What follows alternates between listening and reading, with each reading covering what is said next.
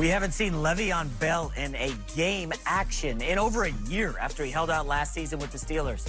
It might be another week before we see him take the field in a Jets uniform.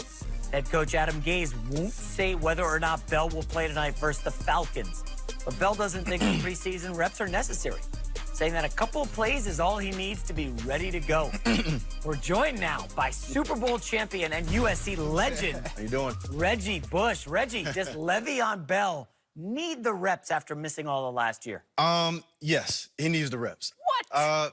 He hasn't taken any hits in almost 600 days.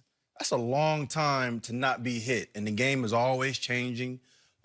That's not the Pittsburgh Steelers organization. That's not Sam Darnold throwing the football. I mean, that's not Big Ben throwing the football. It's a different system. It's a different team, right? There's different players. It takes years and years and years to build chemistry. You know this, especially with the quarterback-receiver relationship, but especially the running back who's the workhorse of that team.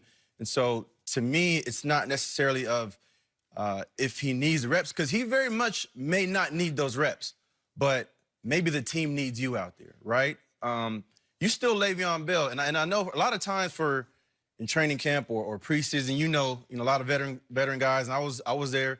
You don't want to go out in preseason because you got a bunch of young dudes out there flying around, going 100 miles an hour, doing everything they can to make the football team off of your name, maybe, but you still Le'Veon Bell, right? You still one of the coldest running backs to ever play this game. This game has to offer right now.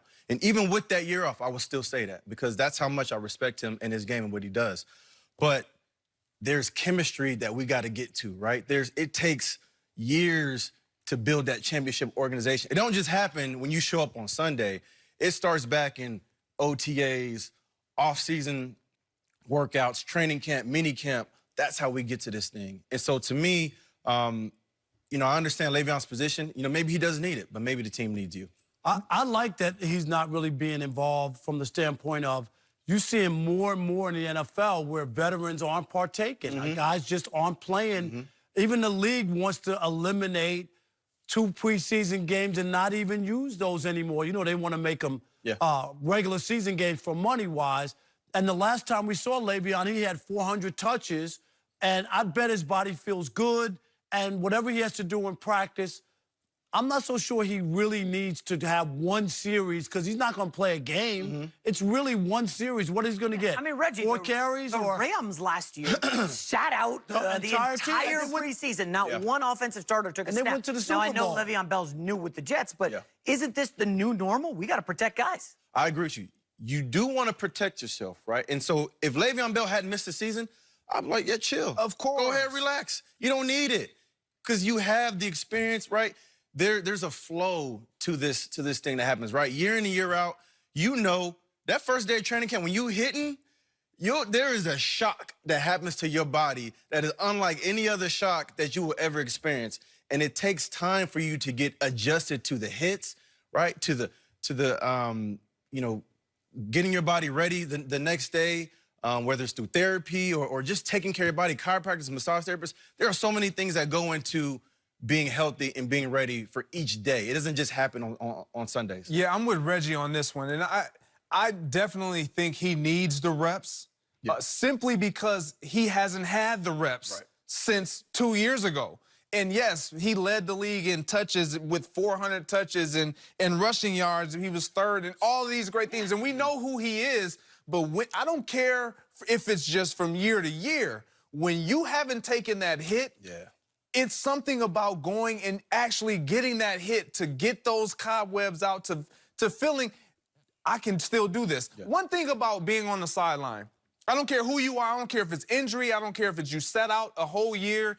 When you're watching guys play, it starts mentally messing with you like, man, I was making those kind of plays. Because you start seeing things that are spectacular and you're like, man, and it's almost like, do I still got it? I believe I still got it, but your mind starts working against you in ways where it's like, man, I need to get back out there. And so for me, Le'Veon Bell, it's not so much about does he need it because he's fresh. It's yes, he needs it because the game is what it is, and he knows that. Like, everyone talks about receiver quarterback chemistry and how they need to put that time in the offseason, in training camp. And Antonio Brown needs to be there because he needs to understand the scheme and get on the same page with Derek Carr. Well, it's no different with the running back and the offensive line. We just had Kyle in here. That's not going on in practice at all? I'm just asking. It is, but it's different in the games. Those holes open and close quicker in the games than they do in practice. Am I right? Way quicker. Like, way quicker.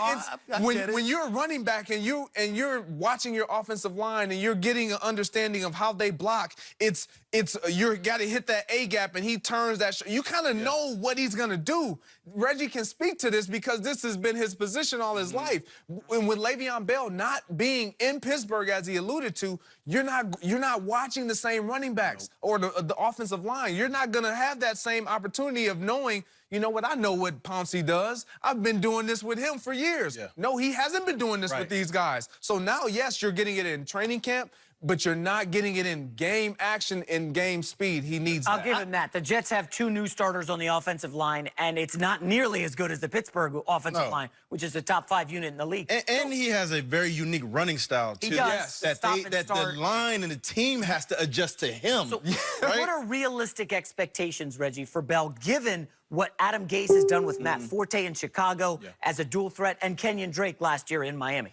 I mean, go out there and get your 6 plays, right? Like, you're not going to be out here for that long anyway. Go get your 6 plays, right? Humor us. We know that when it's open field one-on-one, ain't nobody tackling Le'Veon. No. Period. I don't care who it is. Humor us. We know that on the other side of the ball, there might be a couple young guys that's going to give 110% to tackle you, to try to make the highlight play on Le'Veon Bell, but you still Le'Veon Bell, and you still got one of the coldest moves that I've ever seen in this game. So to me, go out there and humor us for your 6 plays. It ain't gonna be that much. It's not gonna be that many plays anyway, right? I love the move of Le'Veon to the Jets. I really with Sam Darnold. I expect a big year from him. Me too. I really do, because you're gonna have to respect that run. Yeah. Sam Darnold has a big arm. He also could catch from the backfield. That relationship is gonna be so important throughout this season because, like you just alluded to, Le'Veon Bell is just as much as a threat catching the ball out of the backfield as he is running the football. And again, Sam Darnold, this is only his 2nd year. Last year, he had some good signs and he showed some bad signs, right? It was a rookie year, right? It was a rookie year. And so they're depending on Le'Veon to be a leader for this football team. They're depending on Le'Veon to help Sam Darnold. To take some of that load off him in there, to take some of that load off of him. So go out there and humor us for a couple plays.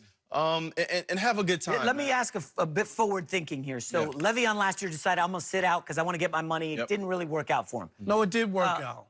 He didn't get the money. He didn't get more. If you're going to hold out, you got to get more. Yeah, the only problem is if he played last year and got hurt and didn't get any contract, then nobody would be like... That's a big if. I mean, Melvin but Gordon... it's possible. Hold on. Melvin Gordon is now maybe doing the same with the Chargers. And Ezekiel Elliott, who has 2 years left, kind of doing the same. Is this the new normal for running backs? Everybody's like, hey, I mean, Reggie is a former running back. The CBA doesn't work for running backs, though. Reggie doesn't? I'm glad you said that. No, it don't work for us. The running back position has been watered down. And I think what we're seeing now is a lot of younger running backs, a lot of young guys are understanding, I have a small window of opportunity to make the most money possible, because there are different games and tricks that teams may play where they try to run you into the ground and then trade you away the same way they did DeMarco Murray, right? Like, if I'm Ezekiel Elliott, I'm looking at what they did to DeMarco, and I'm saying, I got to get my money right now. He catches way more passes He catches way more passes, right? And so I think running backs are understanding that I got to get my money now while I'm young, because once you get to 27, 28, them contracts ain't rolling in like that, I promise you. You get about 1 big contract as a running back, and that's it. That's it. Like, this will be Zeke's big contract. And then most likely he'll get maybe a lower, like 2-year deal, 3-year deal maybe for a little bit of money. But it's hard to get 2 or 3 big contracts as a running back. And so I think, and I love what I'm seeing, because I think now running backs are understanding, okay, our position is watered down. So while I'm hot, I got to get it while I'm hot. So Melvin Gordon, would you advise him? Hey, Melvin, I would show up in camp because it doesn't appear anybody's trading for him. And he's, you know, it looks like he could possibly sit out the full season. I don't think he's gonna sit out the full season. And he has a pretty decent offer on the table, I believe. I don't know the numbers right now, but from what I've heard, he has a pretty decent offer on the table, right? Something like 10 a year. He saw the Gurley, 10 million. he saw the Gurley money, and he's like, hey, you know. Why not shoot for Gurley money if they're giving it out? He's not a Gurley Because player. this dude right here just reset the market and didn't get more money. Yeah. So we heard Stephen Jones say that exact thing on the radio. He said, the running back market has been reset with Le'Veon Bell. We pay attention to those things, right?